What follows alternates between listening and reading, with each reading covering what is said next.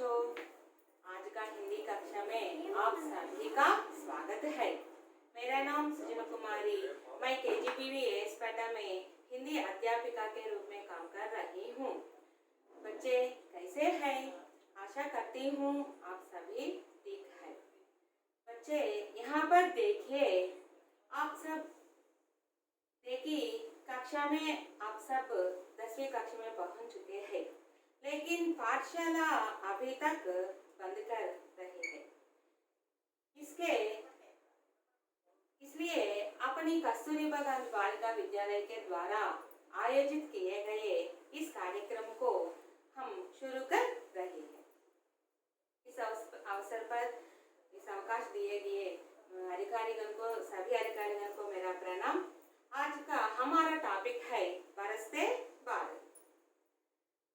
बच्चों, ఈ పాఠానికి ముందు మనం చెప్పుకునే ముందు మనం విషయ సూచి ఏంటి, ఈ సంవత్సరం మనకు సిలబస్లో ఏమేమి ఇచ్చున్నారు, ఇవన్నీ కూడా మీకు చక్కగా వివరంగా నేను నోట్స్ ఇస్తాను.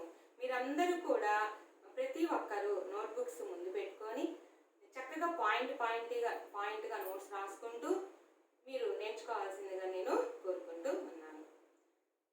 మీరు ఫస్ట్ అసలు మనం హిందీ ఏ విధంగా నేర్చుకోవాలి, ఏ విధంగా చదివితే మనకి 10/10 రావాలి, ఇవన్నీ ఒక ప్లాన్ ప్రకారంగా మనం చేసుకుంటూ వెళ్తే ఖచ్చితంగా మన 10/10 సాధించగలం.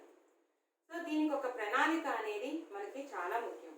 ముందు నుంచి కూడా ఒక ప్రణాళికతో పాటు మనం చేసుకుంటూ వెళ్ళామంటే మనం ఖచ్చితంగా 10/10 అనేది ఖచ్చితంగా మనం అందరం సాధిస్తాం. మీరంతా ఖచ్చితంగా 10/10 అనేది వచ్చేస్తుంది. స్కోరింగ్ సబ్జెక్ట్ కాబట్టి హిందీ నేను కొంచెం టైం ప్రకారంగా నేను ఈరోజు మీకు 10/10 ఏ విధంగా సాధించాలి, ముందు నుంచే మీకు ఒక ప్రిపరేషన్ అనేది ఏ విధంగా ఉండాలి, ఏ విధంగా రాస్తే మనం 10/10 సాధించుకోగలము అనేది మీకు కొంచెం ఒక 10 నిమిషాలు అవి కూడా చెప్పుకుంటూ నెక్స్ట్ లెసన్ కూడా మీకు క్లియర్గా చెప్తాను. నోట్స్ కూడా మీరు రాసుకోండి.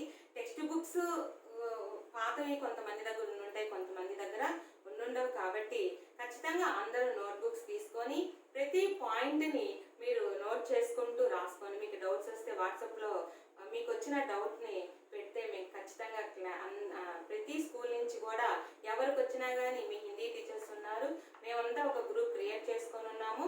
కాబట్టి మీకు వచ్చినటువంటి డౌట్ని కూడా మేము క్లారిఫై చేస్తాము. కాబట్టి బచ్చో, ఈరోజు ముందు అసలు ఈ ఇయర్ సిలబస్ ఏమిటి, ఒక ప్రణాళిక ప్రకారంగా మీరు నోట్ చేసుకోండి. టెక్స్ట్ బుక్స్ లేవు కాబట్టి నేను ఇక్కడ మీకు కొంచెం ఈ జూన్ సిలబస్ ఏంటి అనేది మీకు నేను విషయ సూచి ద్వారా మీకు తెలియజేస్తున్నాను. నోట్ చేసుకోండి. విషయ సూచిలో 4 ఇకాయిలు ఉంటాయి. ఇకాయి అంటే ఏంటి? భాగము. 4 భాగాలు ఉంటాయి. ఒక్కొక్క ఇకాయిలో కవితా పాట ఉంటుంది, గద్య పాట ఉంటుంది, ఉపవాచక ఉంటుంది. మొదటి ఇకాయి ఇప్పుడు మనకి జూన్ జూలై సిలబస్ లో మొదటి ఇకాయి ఉంటుంది. इकाई 1 में 3 पाठ है. पहला पाठ बरसते बादल. बरसते बादल कविता पाठ है और दूसरा पाठ ईदगाह, यह कहानी पाठ है और तीसरा पाठ हम भारतवासी, यही भी कविता पाठ है. और उपवाचक में एक इकाई में शांति की राह, यह उपवाचक का पाठ है. यही जून जुलाई सिलेबस है. पहला पाठ आज मैं बताती हूँ. इसके पूर्व మీరందరూ కూడా విషయ సూచి మీకు ఈ 2 నెలలు జూన్ జూలైకి సంబంధించింది మీకు నేను చెప్పాను. నెక్స్ట్ ఈ లెసన్కి వెళ్ళే ముందు మీకు, ఎందుకంటే పాఠంలో కొంచెం గ్రామర్ పాయింట్లు కూడా వస్తాయి కాబట్టి మీకు అసలు ఏ పాయింట్కి ఎన్ని మార్కులు వస్తాయి ముందు నేను చక్కగా మీకు రాసి చూపిస్తున్నాను. చక్కగా మీరందరూ నోట్ చేసుకోండి. ఇది చాలా చాలా ఇంపార్టెంట్. ఇది మాత్రం మీరందరూ నీట్గా నోట్ చేసుకుంటూ మీరు తర్వాత లెసన్లో ఉంచే పాయింట్లుగా నోట్ చేసుకుంటే మీరు చదివేటప్పుడే మీకు ఇది కవితా పాఠము, ఈ పాఠానికి ఈ ప్రశ్నకి ఇన్ని మార్కులు, ఈ బిట్లు వస్తాయి, ఈ గ్రామర్ అనేది మీ అందరికీ కూడా ఒక అవగాహన వస్తుంది. కాబట్టి మీకు ముందు అసలు ప్రశ్నపత్ర అనేది మీకు ఎన్ని మార్కులకు ఉంటుంది, ఎంత టైంలో ఏమేమి వస్తాయి, పద్యభాగం నుంచి ఏమొస్తాయి, గద్యభాగం నుంచి ఏమొస్తాయి, ఉపవాచక నుంచి ఏమొస్తాయి అనేది నేను మీకు క్లియర్గా రాస్తున్నాను. టైం కూడా నేను సెట్ చేసుకున్నాను. ఈ 1 అవర్లో నేను మీకు ఖచ్చితంగా పాఠంతో పాటు ఇవి అయిపోయిన వెంటనే లెసన్ కూడా మీకు హ్యాండ్ రైటింగ్ అనేది ఎలా ఉండాలో, ముందు మీకు మంచి మార్కులు రావాలి అంటే మన అక్షరాలు గుండ్రంగా ఉండాలి. చిన్న చిన్న ట్రిక్స్ ఉన్నాయి కాబట్టి మీకు ఈ చిన్న చిన్న ట్రిక్స్ కూడా నేను మీకు చెప్తాను. హ్యాండ్ రైటింగ్ మనం ఏ విధంగా రాస్తే మంచి మార్కులు వస్తాయి, ఇది కూడా కావాలి కదా. మీరు కష్టపడి చదువుతారు, కొంతమంది హ్యాండ్ రైటింగ్ బాగాలేక రైటింగ్ మార్కులు కూడా తగ్గిపోతూ ఉంటాయి. మనకి నేను బాగా చదివాను నాకు మార్కులు రాలేదని బాధపడుతూ ఉంటారు. అందుకనే ఈ బాధ ఉండకూడదు కాబట్టి చిన్న చిన్న ట్రిక్స్ చెప్తాను. మీరు ఇది ఈరోజే రాసి చూడండి, మీరు ఖచ్చితంగా మీరు దాంట్లో సక్సెస్ అనేది హ్యాండ్ రైటింగ్ మీరే చూసుకుంటే నా రైటింగ్ ఎంత బాగుందని మీరే అనుకుంటారు. దీన్ని చెప్పే ముందు ప్రశ్న పత్రం ఒక్కసారి రాసుకోండి. టోటల్ మనకి 100 మార్క్స్, ఇంటర్నల్ మార్క్స్ లేవమ్మా, ఇప్పుడు మాత్రం మనకి 100 మార్క్స్. 100 మార్క్స్ ప్రశ్న పత్రంలో 6 భాగాలు ఉంటాయి. 6 భాగాల్లో రాసుకోండి. భాగం మీకు 100 మార్కులకి 315 మినిట్ ఉంటుంది, అంటే 3 గంటల 15 నిమిషాలు ఇస్తారు. 15 నిమిషాలు ప్రశ్న పత్రం చదవడానికి, 3 గంటలు మీరు రాయడానికి. ఈసారి నెక్స్ట్ నుంచి బుక్లెట్ అనేది వస్తుందమ్మా మీకు. బుక్లెట్ అంటే ఈజీగా కూడా మీరు రాయడానికి కూడా మీకు లైన్స్ కూడా లైట్ కనిపిస్తుంటాయి కాబట్టి మీరు హ్యాండ్ రైటింగ్, అందుకే హ్యాండ్ రైటింగ్ నేను మళ్ళీ ఇది అయిపోయినా హ్యాండ్ రైటింగ్ గురించి మీకు చెప్తాను. ఈ 6 భాగాల్లో మొదటి భాగం చూసుకోండి, రాసుకోండి మా అందరూ.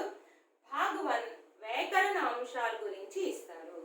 12 ప్రశ్న దియే గయే 12 ప్రశ్నలు ఇస్తారు. వ్యాకరణ అంశాలు ఒక్కొక్క మార్కు ఉంటుంది. 12 12 अंक दिए गए हैं, 12 మార్కులు ఉంటాయి, 12 మార్క్స్. और भाग 2 లో 4 अनुच्छेद दिए गए हैं. అనుచ్ఛేద్ అంటే ఏం లేదమ్మా, పారాగ్రాఫ్స్ ఇస్తారు. ఈ పారాగ్రాఫ్లు కూడా అన్ని పాఠ్య పుస్తకంలో ఉంటాయి, మీరు భయపడాల్సిన పని లేదు. ఇవి దీని తర్వాత మీకు ఒక్కొక్క దాని గురించి తొందరగా ఒక 5 minutes మీకు ఎక్స్ప్లెయిన్ చేసేస్తాను, నోట్ చేసుకోండి.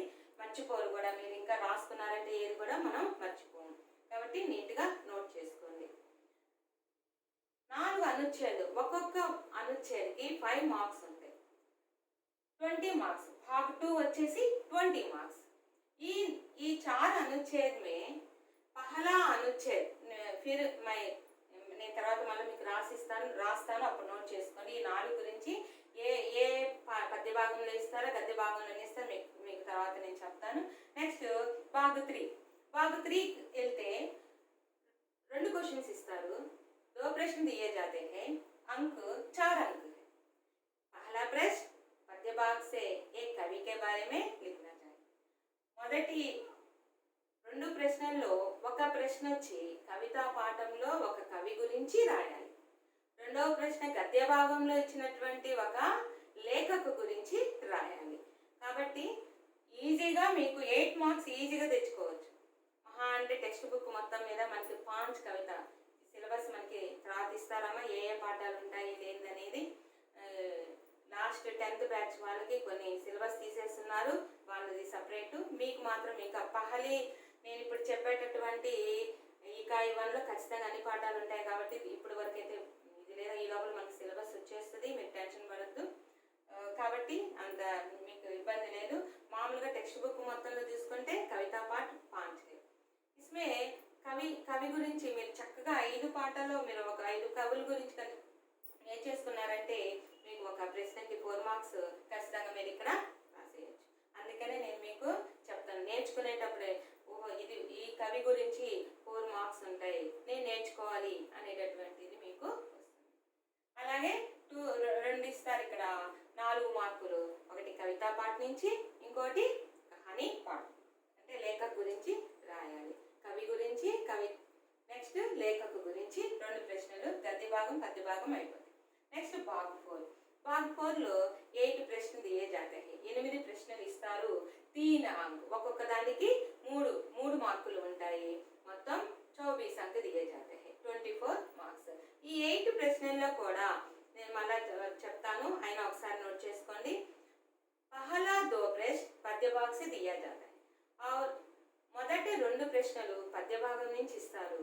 తర్వాత 3 ప్రశ్న గద్య భాగం నుంచి ఇస్తారు. నెక్స్ట్ 3 ప్రశ్న వచ్చి ఉపవాచక నుంచి ఇస్తారు. సో 8 ప్రశ్న ఇక్కడ సరిపోతుంది. నెక్స్ట్ భాగ 5లో 2 సారాంశాత్మక ప్రశ్నలు ఉంటాయి. ఒకటి పద్య భాగం నుంచి ఇస్తారు, 2 గద్య భాగం నుంచి ఇస్తారు. మీరు ఈ రెండింటిని రాయవలసి ఉంటుంది. 20 మార్క్స్ మీకు అవన్నీ నేను నెక్స్ట్ ఈ భాగ గురించి కూడా నేను వివరంగా వివరిస్తాను, రాస్తాను. भाग 6 में 2 प्रश्न दिए जाते हैं. उसमें एक पत्र है और दूसरा निबंध है. ఒకటి లెటర్ ఉంటుంది, ఇంకోటి నిబంధన ఉంటుంది. లెటర్లో వచ్చేసి మీరు ఔపచారిక పత్ర, అనౌపచారిక పత్ర. ఔపచారిక నుంచి ఒక లెటర్ ఇస్తారు, అనౌపచారిక నుంచి ఇంకొక లెటర్ ఇస్తారు. లెటర్స్ గురించి మనం నేర్చుకునేటప్పుడు వాటి గురించి కూడా మనం చక్కగా నేర్చుకున్నాం. నెక్స్ట్ निबंध మీరు पर्यावरण प्रदूषण కానీ, कोई एक त्योहार కానీ, రాష్ట్రీయ त्योहार కానీ, దూరదర్శన్ కానీ, రాష్ట్ర భాష హిందీ, వీటిలో నిబంధనకు సంబంధించినటువంటి ఒక ప్రశ్న రెండు ఇస్తారు. వాటిలో మీరు చాయిస్ ఒకటి ఉంటుంది, ఒకటి రాయాల్సి ఉంటుంది. అనుకొని ఒక్కొక్క ప్రశ్నకి 8 మార్కులు, మొత్తం 16, టోటల్ 100 మార్క్స్. మరి ఇప్పటి వరకు అర్థమైంది కదా మీకు. ఇప్పుడు ఈ భాగ్ 1 నుంచి ఏమేమి ఇస్తారు, 12 ప్రశ్నలు అని చెప్పాను కదా. ఏమేమి ప్రశ్నలు అంటే హెడ్డింగ్ పెట్టుకొని क्रम संख्या, प्रश्न संख्या, प्रश्न और विश्लेषण, प्रश्नों की संख्या, अंक, कुल अंक. ఫస్ట్ క్రమ సంఖ్య 1. ఈ 12 అన్ని వ్యాకరణ అంశాలు ఉంటాయి.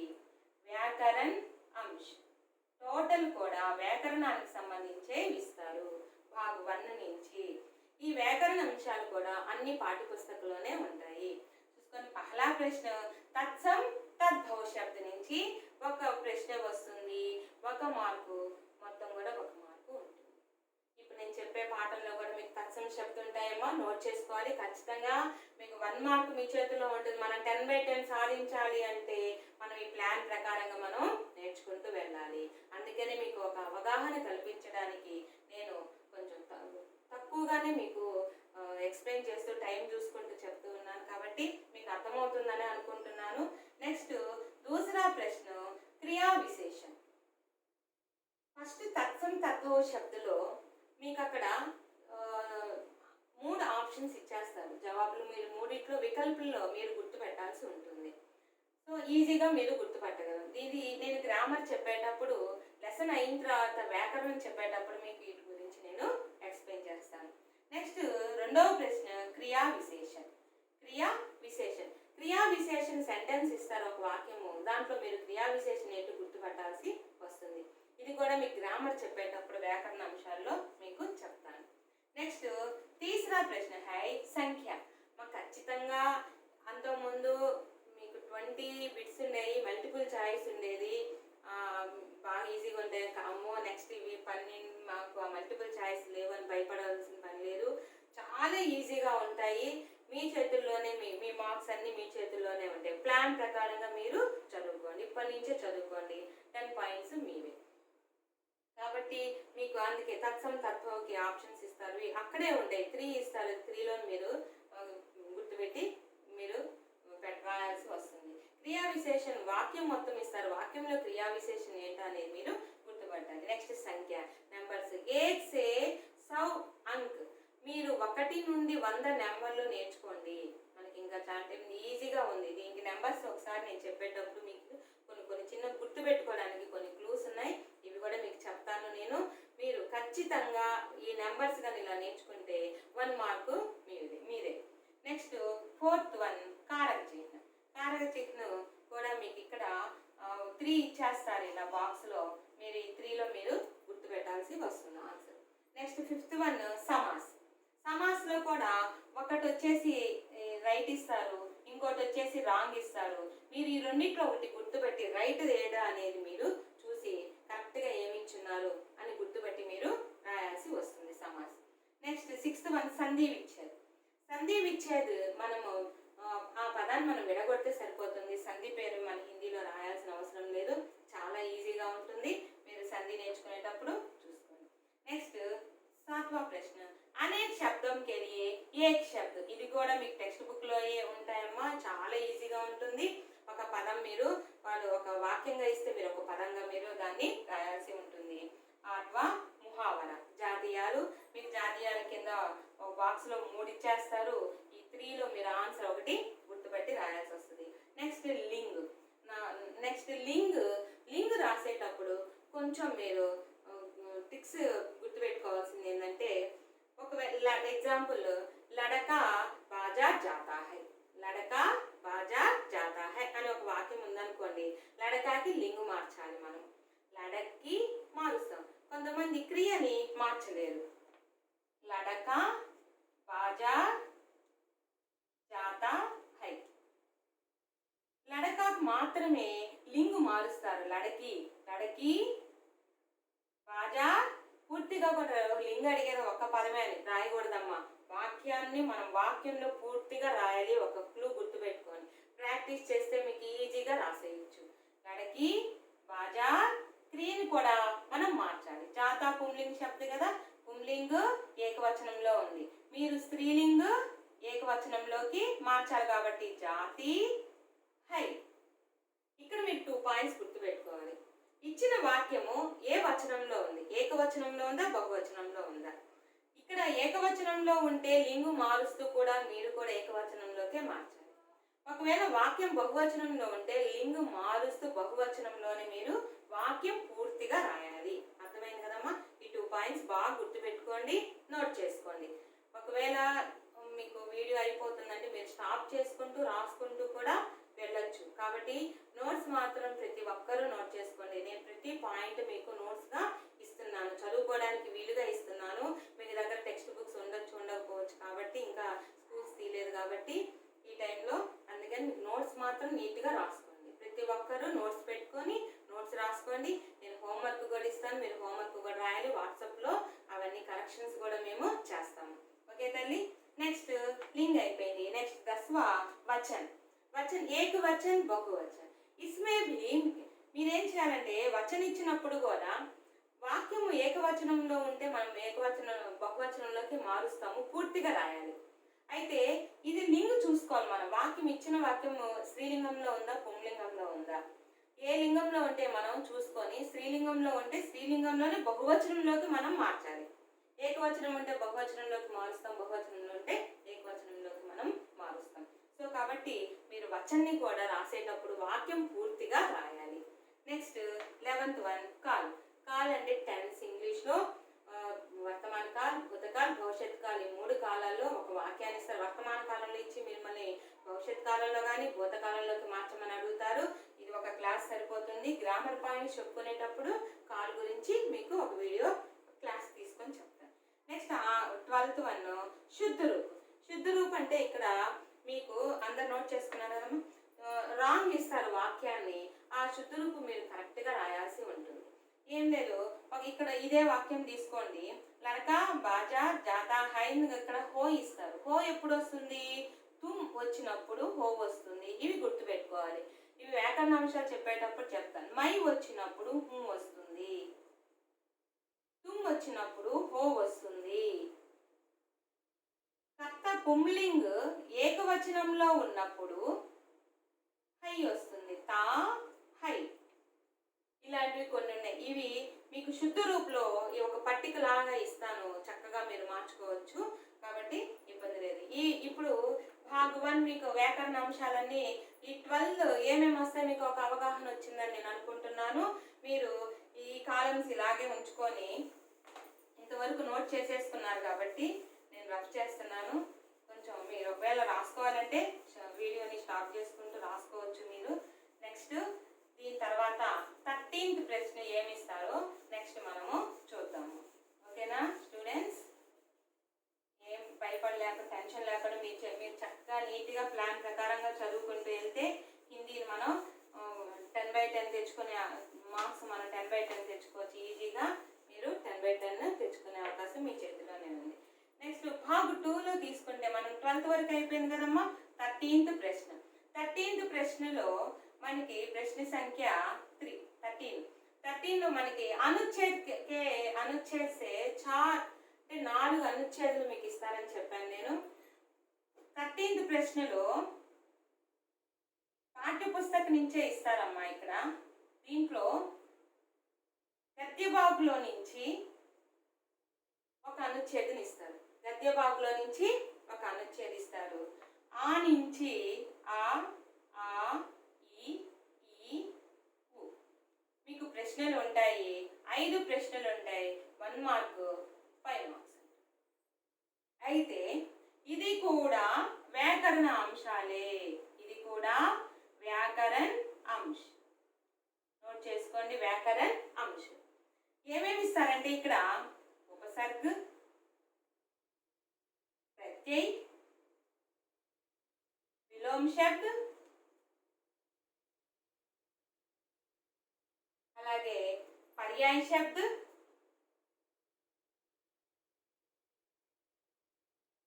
నెక్స్ట్ ఉపసర్గ, ప్రత్యయ, విలోమ, పర్యాయ. నెక్స్ట్ 5th వన్లో సంజ్ఞ కానీ ఆర్ సర్వనామం కానీ విశేషణ కానీ క్రియ, దీని గురించి గ్రామర్లోనే ఉంటుంది. ఈ చూడండి 13th ప్రశ్న పాఠ్య పుస్తకంలోనే ఉంటుంది. గద్య భాగం నుంచి ఒక పారాగ్రాఫ్ ఇస్తారు.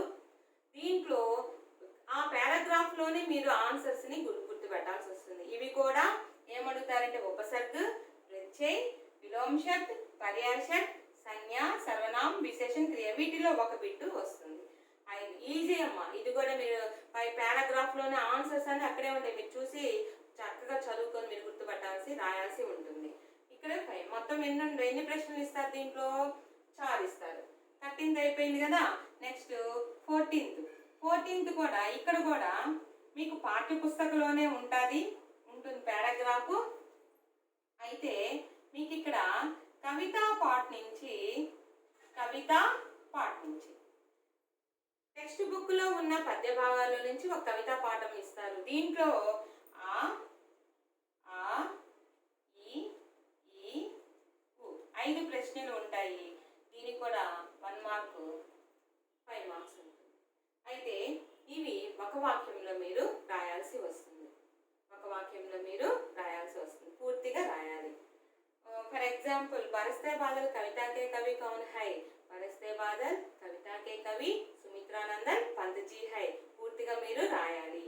నెక్స్ట్ 15th ప్రశ్న సంఖ్య 15th లో కూడా ఇది కూడా పాఠ్య పుస్తకంలో నుంచే ఇస్తారు. గద్య భాగంలో నుంచి ఒక పారాగ్రాఫ్ ఇస్తారమ్మా. ఇవి 5 ప్రశ్నలు ఉంటాయి. ఇది కూడా 5 మార్క్స్. అయితే దీంట్లో కూడా సేమ్ ఆ ఆ ఈ ఈ ఊ 5 ప్రశ్నలు ఉంటాయి. ఈ గద్య భాగంలో కూడా మీరు వాక్యం మొత్తంగా ఒక వాక్యంలోనే రాయాలి. మల్టిపుల్ చాయిస్ ఉండదు. పద్య భాగం కంటే గద్య భాగానికి అంతే. ఇక్కడ గద్య భాగంలో ఇచ్చేటటువంటిది 13th ప్రశ్నలో వ్యాకరణ అంశాలు ఉంటాయి. ఇక్కడ పద్య భాగంలో ఇస్తారు, ఒక వాక్యంలో రాయాలి. ఇక్కడ గద్య భాగంలో ఒక పారాగ్రాఫ్ ఇస్తారు, ఇది ఒక వాక్యంలో మీరు రాయాల్సి ఉంటుంది. నెక్స్ట్ 16th లో ఇది కూడా పాఠ్య పుస్తకంలో నుంచే ఇస్తారు. గద్య భాగంలో నుంచి అడుగుతారు. గద్య భాగంలో నుంచి ఒక పారాగ్రాఫ్ ఇస్తారు. ఇది కూడా 5 ప్రశ్నలు ఉంటాయి, 1 మార్కు. దీంట్లో కూడా అంతే ఆ ఆ ఈ ఈ ఊ 5 ప్రశ్నలు ఇస్తారమ్మా. 5 ప్రశ్నలకి మీరు ఇక్కడ మాత్రం మల్టిపుల్ ఛాయిస్ ఉంటాయి. దీంట్లో మల్టిపుల్ ఛాయిస్ ప్రశ్నలు కింద 4 ఆప్షన్స్ ఇస్తారు. మీరు పారాగ్రాఫ్ చదువుకొని ప్రశ్న చదువుకొని కింద ఆప్షన్స్ 4 మల్టిపుల్ ఛాయిస్ ఇస్తారు కాబట్టి చూసి మీరు ఈజీగా రాయాల్సి వస్తుంది. ఇది భాగం 2లో ఉండేటటువంటి పారాగ్రాఫ్ క్వశ్చన్స్ అమ్మా. ఇవన్నీ అనుచ్ఛేదం అంటాం హిందీలో.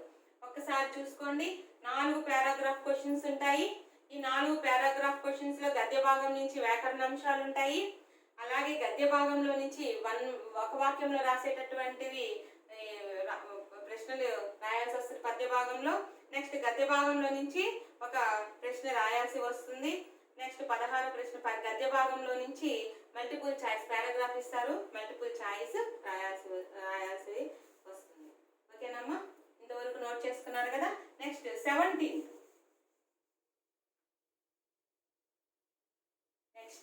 17th ప్రశ్నలోకి వెళ్తే మనం చూడండి భాగ్ 3లో 17th దీంట్లో ఏం చెప్పాను? 2 ప్రశ్న दिए जाते हैं. ఒక్కొక్క ప్రశ్నకి 4 మార్క్స్ ఉంటాయి. దీంట్లో వచ్చేసి 17వ ప్రశ్న మీకు పద్య భాగంలో నుంచి కవి గురించి రాయాలి. ఒక ప్రశ్న రాయాలి, 4 మార్క్స్ ఉంటాయి. 4 ఒక ప్రశ్న. నెక్స్ట్ అలాగే 18th గద్య భాగంలో నుంచి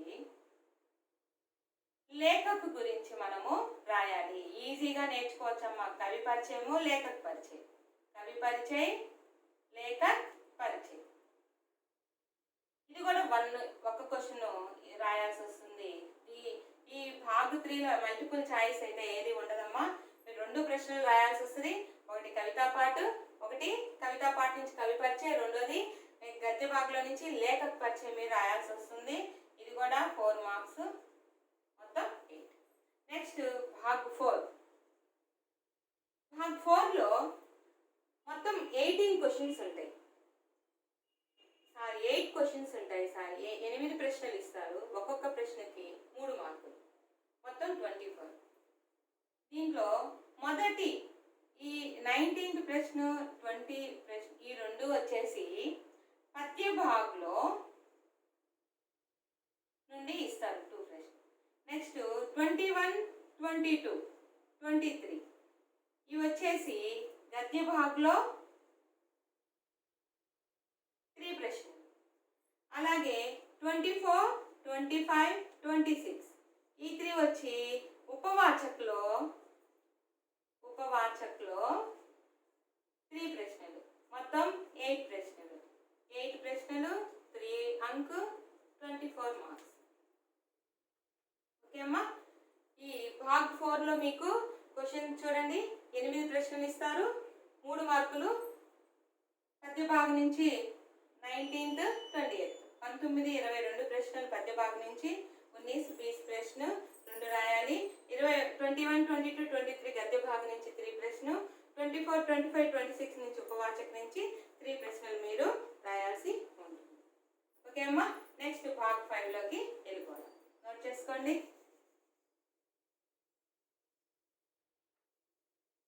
భాగ్ 5లో ఇక్కడ 2 ప్రశ్నలు రాయాల్సి వస్తుంది. ప్రశ్న సంఖ్య మీరు నోట్ చేసుకోండి. అంటే క్రమ సంఖ్య 22, ప్రశ్న సంఖ్య 27.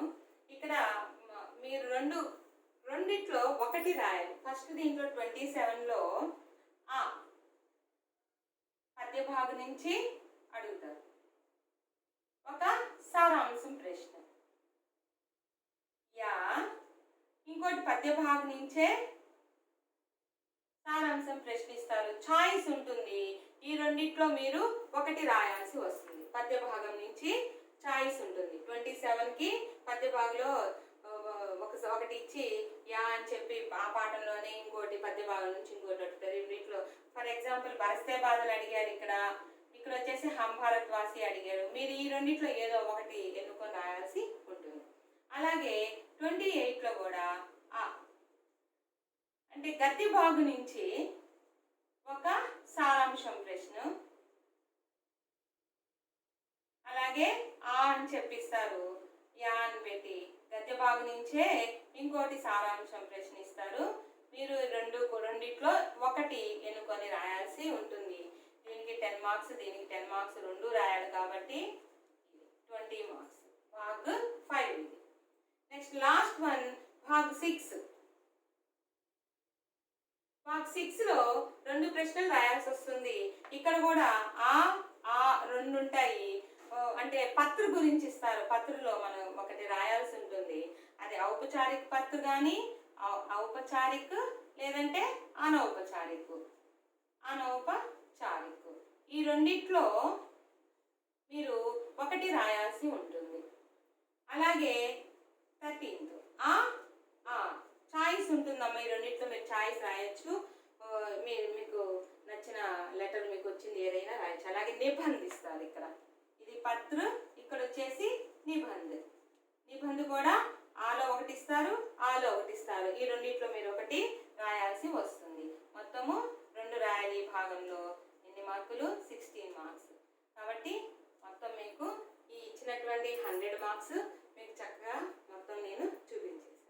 ఇప్పుడు ఒక అవగాహన అనేది మీ అందరికీ వచ్చేసి ఉంటుందని నేను అనుకుంటున్నాను. ఇప్పుడు మనం ఈరోజు మనం చెప్పుకునేటటువంటి విషయము కవితా పాట బరస్తే బాధ. ఈ పాఠం గురించి మనము ఈరోజు చెప్పుకుందాం. ఓకేనా? అందరు చూడండి ఒకసారి. బరస్తే బాధ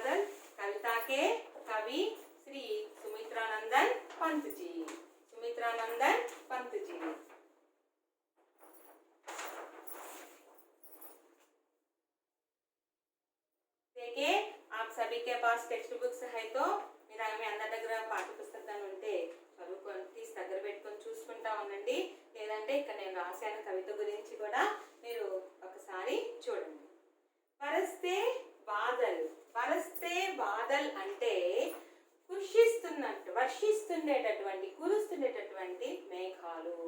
చూడండి వర్షం వచ్చేటప్పుడు ఎలా ఉంటాయో మేఘాలు మీకు ఇక్కడ నేను చూపిస్తాను చూడండి. బరస్తే బాదల్. బరస్తే బాదల్ అంటే చూడండి ఎలా ఉందో.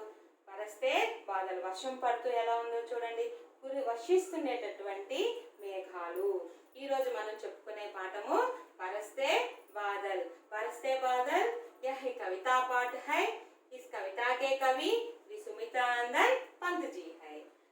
देखिए उन्मुखीकरण. इस पाठ के पहले हम उन्मुखीकरण के बारे में जानकारी करेंगे. उन्मुखीकरण అంటే సంసిద్ధుల్ని చేయడం. చూడండి అమ్మా ఒకసారి. क्या गाती हो किसे बुलाती बतला दो कोयल रानी प्यासी धरती देख मांगती हो क्या मेघों से पानी हो क्या मेघों से पानी. क्या गाती हो किसे बुलाती बतला दो कोयल रानी प्यासी धरती देख मांगती हो क्या मेघों से पानी हो क्या मेघों से पानी. ఇక్కడ ఈ పాఠంలో కవి సుమిత్రానందన్ పంత్ కవి గారు కోకిలని అడుగుతున్నారు. ఏమనంటే కోకిల కోయల్ देखिए यही कोयल है. आप सभी देखिए कोयल को. మీరందరూ కోయిల్ని చూసారా? చూడండి కోకిల్ని కవి అడుగుతున్నారు ఏమని. क्या गाती हो किसे बुलाती. ఏం పాడుతున్నావు? ఎవరిని పిలుస్తున్నావు? బతలా దో కోయల్ రాణి. చెప్పమ్మా ఓ కోకిల రాణి. కోకిలను అడుగుతున్నాడు కవి ఏమని. ఓ కోయిలమ్మ నువ్వు ఎవరి గురించి పాడుతున్నావు? ఎవరిని పిలుస్తున్నావు? నువ్వు చెప్పమ్మా ఓ కోకిల రాణి అని చెప్పి కవి ఇక్కడ మనకి చెప్తున్నాడు. ప్యాసి ధరతి देख मांगती हो क्या मेघों से पानी. అడుగుతున్నాడు ఈ యొక్క దాహంతో ఉండేటటువంటి భూమిని చూసి మేఘాన్ని నువ్వు అడుగుతున్నావా? వర్షాన్ని ఇవ్వమని నువ్వు మేఘాన్ని అడుగుతున్నావా? చూడండి ఎంత చక్కగా. మీరు ఎప్పుడైనా కోకిల పాట విన్నారా? ఒకసారి పాడి చూపించండి నాకు. ఎలా పాడుతుంది కోకిల?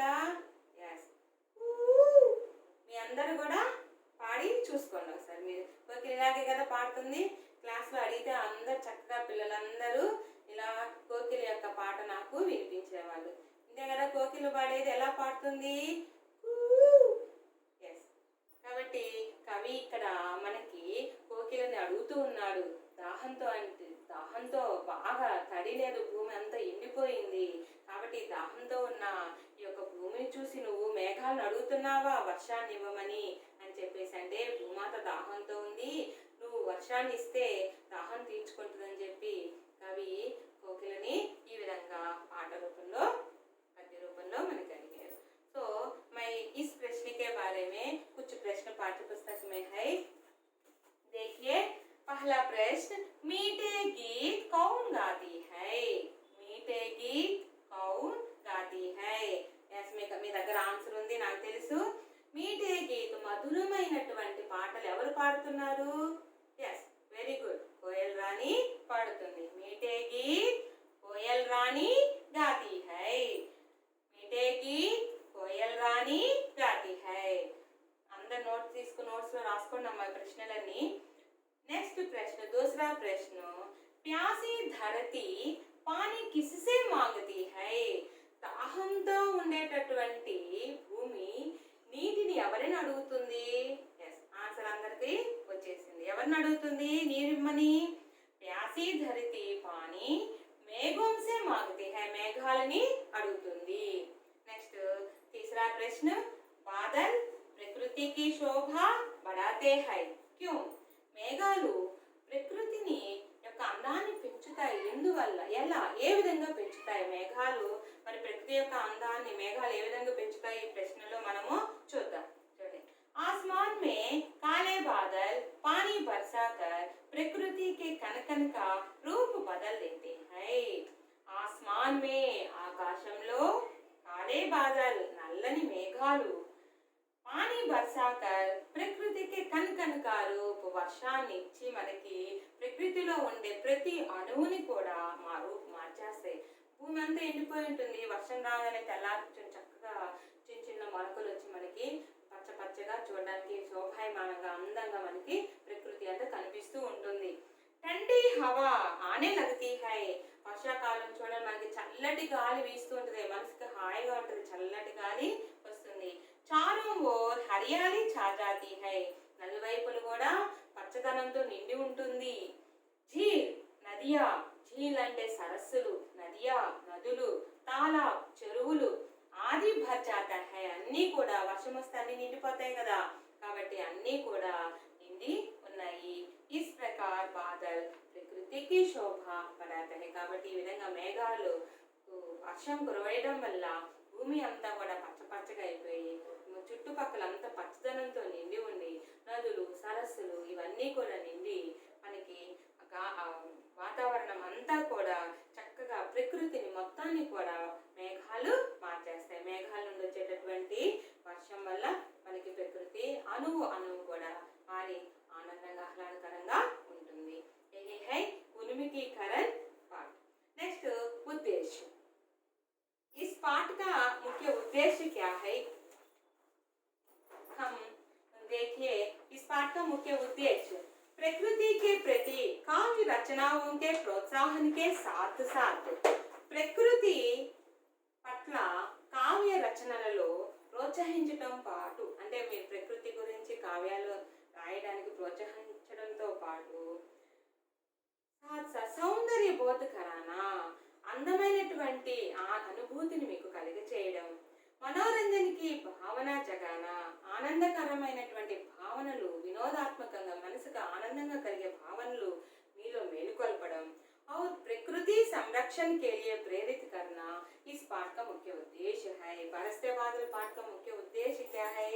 यह पाठ कविता पाठ है. कविता पाठ అంటే మీలో పిల్లల్లో కూడా కావ్యాల పట్ల ఇష్టతను ప్రోత్సహించడంతో పాటు మీలో ఒక అందమైనటువంటి అనుభూతిని, మీలో భావనలన్నీ కూడా మేలుకొల్పడం ఈ పాఠం యొక్క ముఖ్యమైన ఉద్దేశం. అట్లాగే ప్రకృతిని సంరక్షించడం, ప్రకృతిని మనం ఖచ్చితంగా సంరక్షించుకోవాలి. ప్రతి ఒక్కరు కూడా మొక్కలు నాటాలి.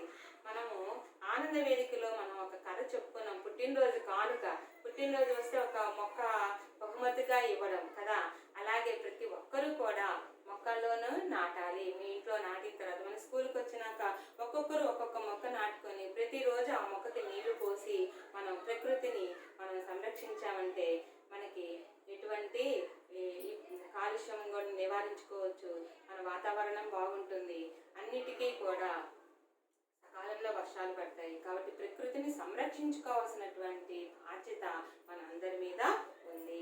यही है इस पाठ का बरसते बादल कविता पाठ का मुख्य उद्देश्य है. नेक्स्ट विधा विशेष. विधा विशेष माने विधा అంటే ప్రకారం, एक प्रकार. అసలు ఈ పాఠం అనేది ఎట్లాంటిది, ఏ టైపుది అంటే यह पाठ कविता पाठ है. यह पाठ कविता पाठ है. बरसते बादल कविता पाठ है. మీకు ఒక సెంటెన్స్ వచ్చేసింది, बरसते बादल कविता पाठ है. कविता भावनाओं को उदात्त बनाने के साथ साथ सौंदर्य बोध को भी सजाती संवारती है. కవిత్వంలో ఉండేటటువంటి భావనాంకో ఉదాత్త బనానేకే సాత్, మీలో ఉండేటటువంటి భావనలు మేలుకొల్పేటట్టు చేయడము మరియు దాంతో పాటు కవిత్వం యొక్క సౌందర్యానుభూతిని కూడా మీరు అలంకరించబడేటట్లుగా చేయడము. కాబట్టి మనం ఒక వర్ష వర్షం వస్తుంది కురుస్తుంది, లేదా ఒక అందమైన రోజా పువ్వు మనం చూసాం, మనలో ఉండేటటువంటి ఒక ఆహ్లాదకరం ఒక ఆనందం అనేది మనలో కనిపిస్తూ ఉంటుంది. అట్లాగే ఈ పాఠం ప్రస్తుత కవిత నాద్ కే సాత్ సాత్ గేయ యోగి హై. నాద్ అంటే ధ్వని, పాఠంలో వస్తుంది చూడండి, ఝం ఝం ఝం ఝ ఝం ధ్వని అన్నమాట. ధ్వనితో పాటు గేయ యోగి హై, పాడడానికి కూడా ఇది చాలా యోగ్యకరంగా ఉంటుంది, చాలా బాగుంటుంది.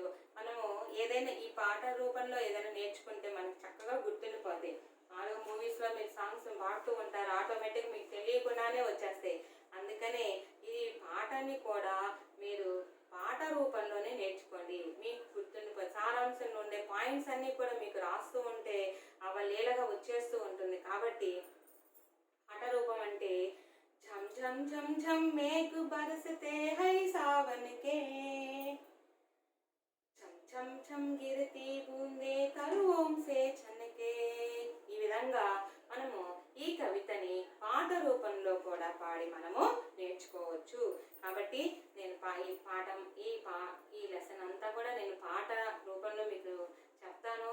మీకు నచ్చిన విధంగా మీరు ట్యూన్ చేసుకొని ఎట్లయినా కానీ పాట రూపంలో నేర్చుకున్నారనుకోండి, మీరు ప్రశ్న ఇచ్చినా సారాంశం ఇచ్చినా ఏది ఇచ్చినా మీకు అన్నీ మీరు చదివేటప్పుడు అవగాహనగా నోటెడ్ అయిపోతూ ఉంటాయి. పాడుకుంటూ మీరు ఏ పని చేసుకుంటున్నా ఈ పాటని, ఈరోజు ఈ పాట వింటారు కదా మీరు, ఈ 4 పద్యాలు ఈరోజు మనం ఒక పద్యం గురించి నేర్చుకుంటాం, నెక్స్ట్ క్లాస్లో మిగతావి నేర్చుకుంటాం. ఈ ఒక్క పోయంని మీరు ఏ పని చేసుకుంటున్నా జం జం జం జం మేఘ బరసతే హై సావన్కే ఇలాగానే నేర్చుకుంటూ కానీ మీరు వెళ్ళారంటే రేపటికి ఈ పద్యం మొత్తం మీకు నోటెడ్ అయిపోద్ది. కాబట్టి ఇది కూడా ఒక చిన్న క్లూ. ఇలాగాని మనం నేర్చుకుంటూ వెళ్ళామంటే చక్కగా మీరు రాసేస్తారు, వచ్చేస్తాయి వర్డ్స్ అని మీకు ఆటోమేటిక్గా నోటెడ్ అయిపోతాయి అన్నమాట. ఓకేనా? కాబట్టి ఇది ధ్వని అంటే సౌండ్తో పాటు ఈ పాట పాడడానికి కూడా యోగ్యమైనది. ఇస్మే అనుప్రాస్ కా సుందర్ ప్రయోగ్ దియా గయా. కవి ఈ కవితలో అనుప్రాసని, ప్రాస అంటే ఏంటి, తిరిగి పదే పదే అక్షరము రావడం, ఝం ఝం ఝం అట్లా ఉపయోగించారు.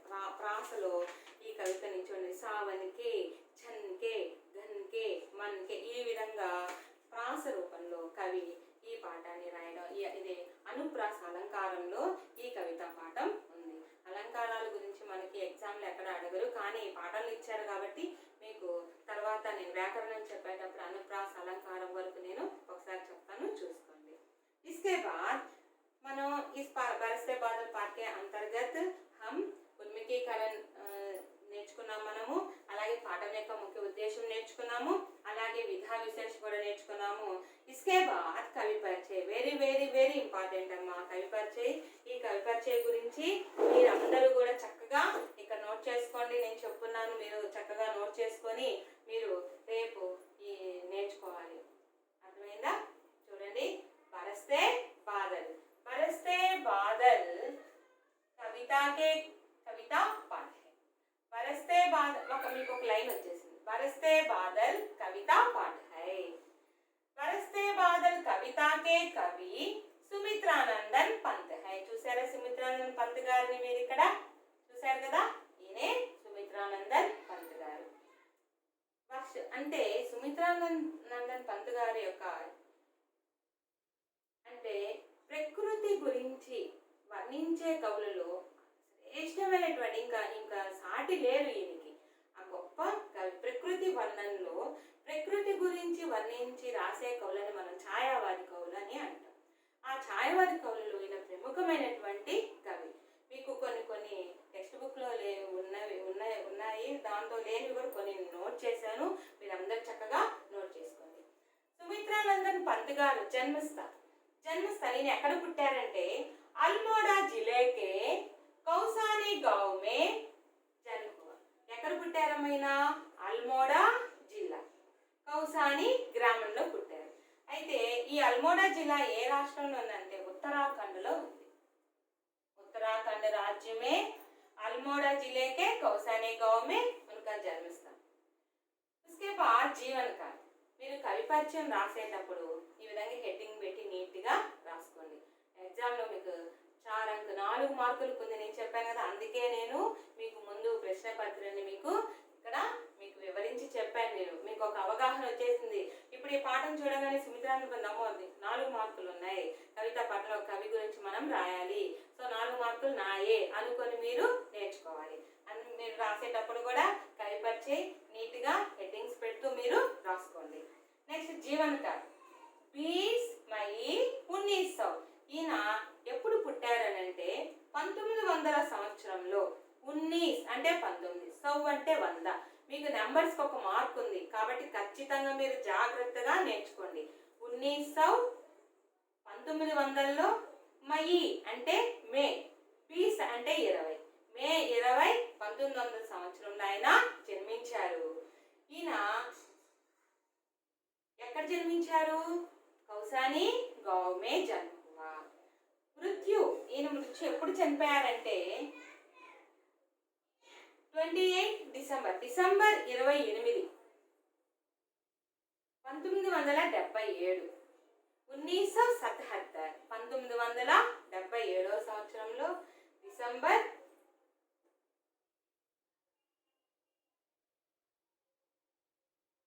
28 డిసెంబర్ 1977 ఇలహాబాద్. ఎక్కడుందంటే ఇలహాబాద్ ఉత్తరప్రదేశ్లో ఉంది. ఉత్తరప్రదేశ్లో ఉన్న ఇలహాబాద్లో ఆయన ఎప్పుడు చనిపోయారు? 1977 1977 సంవత్సరంలో డిసెంబర్ 28 మరణించారు. ఇంకా మాతాకానం టెక్స్ట్ బుక్లో లేదమ్మా, నోట్ చేసుకోండి. సుమిత్రానంద పంత్ గారి అమ్మ పేరు సరస్వతి దేవి.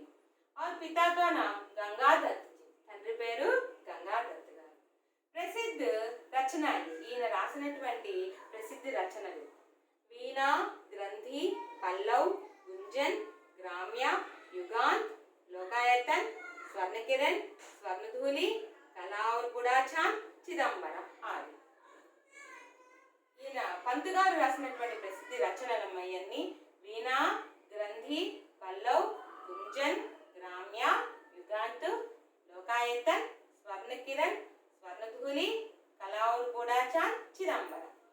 వీటిల్లో ఈయన రాసినటువంటి ఈ గ్రంథాలకి అవార్డ్స్ వచ్చినాయి. అవార్డ్స్ గురించి పురస్కారం ఈయనకి ఏమేమి పురస్కారం వచ్చాయి? పంత్జీ గారికి పద్మభూషణ్, సోవియత్ రూస్ పురస్కార్, జ్ఞానపీఠ్ పురస్కార్. అయితే ఇక్కడ ఏ సంవత్సరంలో ఏ కావ్యానికి ఏ పురస్కార్ ఏ అవార్డు వచ్చిందని నీట్గా రాసని చూసుకోండి. 1960 1960 సంవత్సరంలో కళా और బుడాచాంద్ కే లియే ఈ కావ్యానికి సాహిత్య అకాడమీ పురస్కార్ వచ్చింది. కళా और బుడాచాంద్ కే లియే సాహిత్య అకాడమీ పురస్కార్ ఎప్పుడు వచ్చింది? 1960 సంవత్సరంలో. 1961 1961 సంవత్సరంలో హిందీ సాహిత్య సేవా కేలియే హిందీ సాహిత్యానికి ఆయన చేసిన సేవల కొరకు పద్మభూషణ్ అవార్డుని ఇచ్చారు. ఏ అవార్డు ఇచ్చారు? పద్మభూషణ్ అవార్డు. ఎప్పుడు ఇచ్చారు? 1961 1961 సంవత్సరంలో హిందీ సాహిత్య సేవల కొరకు ఆయనకి పద్మభూషణ్ అవార్డు ఇచ్చారు. 1965 1965 సంవత్సరంలో 1965 సంవత్సరంలో లోకాయతన్ అనే కావ్యానికి సోవియత్ ల్యాండ్ నెహ్రూ పురస్కార్ ఈయనకి వచ్చింది. उसके बाद 1968 1968 సంవత్సరంలో చిదంబర కేలియే ప్రముఖమైనటువంటి ఇంపార్టెంట్ అయిన పుస్తకం చిదంబర అనే కావ్యానికి అవార్డులో కల్లా అత్యున్నతమైనటువంటి అవార్డు జ్ఞానపీఠ పురస్కారం కూడా ఈయనకి లభించింది. వెరీ వెరీ ఇంపార్టెంట్ అన్న చిదంబర అనే కావ్యానికి 1968 సంవత్సరంలో 1968 సంవత్సరంలో చిదంబర అనే కావ్యానికి జ్ఞానపీఠ పురస్కారం ఈయనకి లభించింది. ఒకసారి మీకు పాయింట్స్ వారికి ఇక్కడ రాశాను. ఒకసారి టెక్స్ట్ బుక్ కూడా మనము చూసుకుందాం. प्रकृति के बेजोड़ कवि माने जाने वाले सुमित्रानंद पंत का जन्म 20 मई सन 1900 में अल्मोड़ा जिले के कौसानी गांव में हुआ. ఇందాకే చెప్పా ప్రకృతి రచనల్లో సాటి లేనటువంటి కవి ఎవరంటే సుమిత్రానందన్ పంత్ గారు. ఈయన మే 20 1900 సంవత్సరంలో అల్మోడా జిల్లాలో కౌసాని గ్రామంలో ఆయన జన్మించాడు. 7 वर्ष की उम्र में ही स्कूल में काव्य पाठ के लिए पुरस्कार किए गए. ఈయన 7 వర్ష 7 సంవత్సరాల వయసు, అంటే నాకు తెలిసి నా 4th క్లాస్ ఏమో అయి ఉండొచ్చు. ఆ చిన్న వయసులోనే ఒకసారి పాఠశాలలో కావ్య పాట అంటే కవితల పోటీలు పెట్టారు. ఈయనకి అక్కడ ఫస్ట్ మొదటి బహుమతి వచ్చింది. साहित्य लेखन के लिए इन्हें साहित्य अकादमी सोवियत रूस और चिदंबरा काव्य के लिए ज्ञानपीठ पुरस्कार दिया गया है. ఇక్కడ పురస్కారం గురించి నేను మీకు చక్కగా రాస్తున్నాను. ఏ సంవత్సరంలో ఏ అవార్డు వచ్చింది అనేది చక్కగా ఒకసారి మీరు నోట్ చేసుకోండి. చెప్పాను కదా, కలావర్ కూడా చాంద్ के लिए साहित्य अकादमी, हिंदी साहित्य सेवा के लिए पद्म भूषण, लोकायतन पर सोवियत लैंड नेहरू पुरस्कार, चिदंबरा के लिए ज्ञानपीठ पुरस्कार, ఈ అవార్డ్స్ ఈయనకి వచ్చింది. इनके प्रमुख रचनाएं, ఇక్కడ प्रसिद्ध रचनाएं वीणा, ग्रंथि, पल्लव, गुंजन, ग्राम्य, युगांत, लोकायतन, स्वर्णकिरण, स्वर्णधूलि, కళావరగూడ, చిదంబర. మీకు పాఠ్య పుస్తకంలో స్వర్ణధూళి ఇవ్వలేదమ్మా. ఇది కూడా ఈ కావ్యం కూడా నేను రాశాను. ఎందుకు రాశానంటే నేను అసలు ఈ బరస్తే బాధలు అనే కవితని ఈ కావ్యం నుంచి ఈ ఈ స్వర్ణధూళి అనే కావ్యం నుండి తీసుకోవడం జరిగింది. అందుకనే నేను ఇక్కడ మీకు స్వర్ణధూళి అని రాశాను. ప్రస్తుత కవిత అంటే ప్రస్తుతం మనం చెప్పుకునేటటువంటి బరస్తే బాధల కవిత के पंक्तियां స్వర్ణధూళి రచన के सावन नामक कविता से ली गई है. మనం చెప్పుకునేటటువంటి బరస్తే బాధల్ అనే ఈ కవితా పాఠము నేను చెప్పాను కదా, స్వర్ణధూళి అనే కావ్యం నుంచి సావన్ అంటే ఏంటి, శ్రావణ మాసం. ఆ యొక్క కవితా పాఠంలో నుంచి ఇక్కడ 4 పోయమ్స్ మీకు ఇక్కడ 4 పద్యం తీసుకోవడం జరిగింది. ఆ లైన్స్ మనం ఈరోజు చెప్పుకునేటటువంటి బరస్తే బాదల్. మరి एक बार బరస్తే బాదల్ విషయ ప్రవేశ ఈ పాఠంలోకి వెళ్ళే ముందు మనము విషయ ప్రవేశంలో పోయి ఒకసారి ఏముందో చూసుకుందాం. విషయ ప్రవేశ్. కవి వర్షంలో అంటే ప్రకృతి యొక్క సౌందర్యాన్ని ఏ విధంగా ఈ కవితలో వర్ణించారు అనేది ఈ పాఠం యొక్క ముఖ్యమైనటువంటి విషయం. వర్షా ఋతు హమేషా సే సబ్కి ప్రియ ఋతు హై. వర్షా ఋతు అనేది ఎల్లప్పుడూ కూడా మనందరికి ఇష్టమైనటువంటి ఋతువు. ప్రతి ఒక్కరు వర్షం ఋతు రాగానే ఇష్టపడతారు, ప్రతి ఒక్కరు కూడా. ఎందుకంటే వాతావరణం బాగుంటుంది, పచ్చదనంగా ఉంటుంది, మనసుకి ఆహ్లాదకరంగా కూడా ఉంటుంది. वर्षा के समय प्रकृति की सुंदरता देखने लायक होती है. ఎందుకంటే వర్షం అలా పడే సమయంలో ప్రకృతి యొక్క అందాన్ని మనం చూడాలి అనిపిస్తూ ఉంటుంది అన్నమాట. ఆ విధంగా అందంగా ఉంటుంది. పేడ్ పౌదే మొక్కలు, పశు పక్షి చెట్లు మొక్కలు, పశువులు పక్షులు, మనుష్య మానవులు, और यहाँ तक कि धरती भी खुशी के झूम उड़ती है. పశువులు పక్షులు చెట్లు మొక్కలు మానవులు అందరూ కూడా భూమి కూడా ఆనందంతో ఊగిపోతూ ఉంటుంది. ఎప్పుడు వర్షా ఋతువు మే. इसी सौंदर्य के वर्णन यहाँ प्रस्तुत किया गया है. ఈ యొక్క అందమైనటువంటి సౌందర్యాన్ని గురించి ఈ కవితలో బరస్తే బాధలు అనే కవిత ద్వారా మనకి కవి వర్ణించడం జరిగింది. एक बार मैं गाना के रूप में ये 4 पद्य मैं गाऊंगी. देखिए, నేను ఒకసారి 4 పద్యాలు పాడతాను, చూడండి. ఈరోజు ఒక పద్యం గురించి మనం తెలుసుకుందాం. నెక్స్ట్ క్లాస్లో మిగతా పద్యాల గురించి మనము నేర్చుకుందాం. देखिए ఒకసారి చూడండి అమ్మా.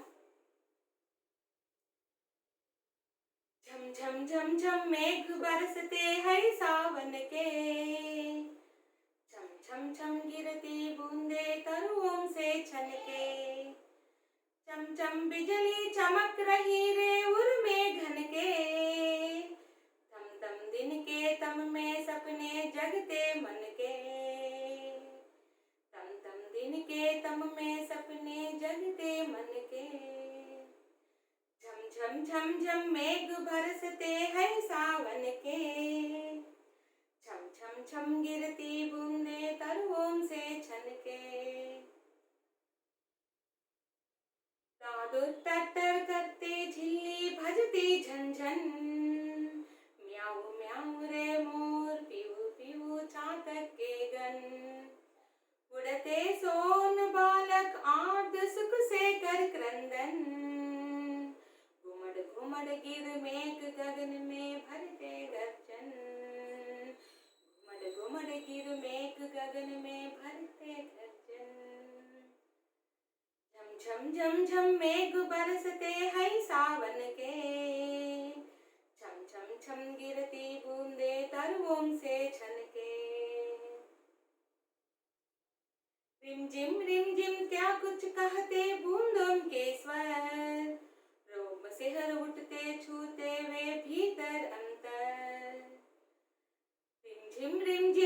कुछ कहते बूंदों के स्वर, रोम से हर उठते छूते वे भीतर अंतर, धाराओं पर धाराएं झरती धरती पर, रज के कन कन में तृण तृण को पुलकावली तर, रज के कन कन में तृण तृण को पुलकावली थर, झम झम झम झम मेघ बरसते हैं सावन के, छम छम गिरती बूंदे तरुओं से छनके,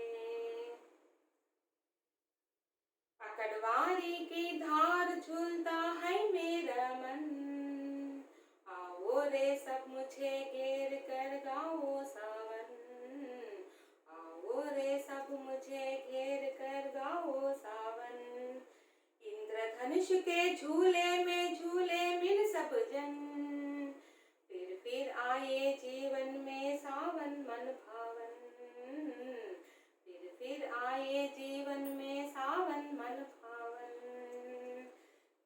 फिर आए जीवन में सावन मन भावन। ఇది ఈ కవిత పాట రూపంలో आज हम पहला पद्य के बारे में जानकारी लेंगे। ఈ రోజు మనము మొదటి పద్యం గురించి తెలుసుకుందాం। झम झम झम मेघ बरसते हैं सावन के, छम छम छम गिरती बूंदे तरुओं से छनके, चम चम बिजली चमक रही रे उर में घन के, तम तम दिन के तम में सपने जगते मन के। यही पद्य में आप सभी शब्दार्थ लिखिए अपने पाठ्य पुस्तक में।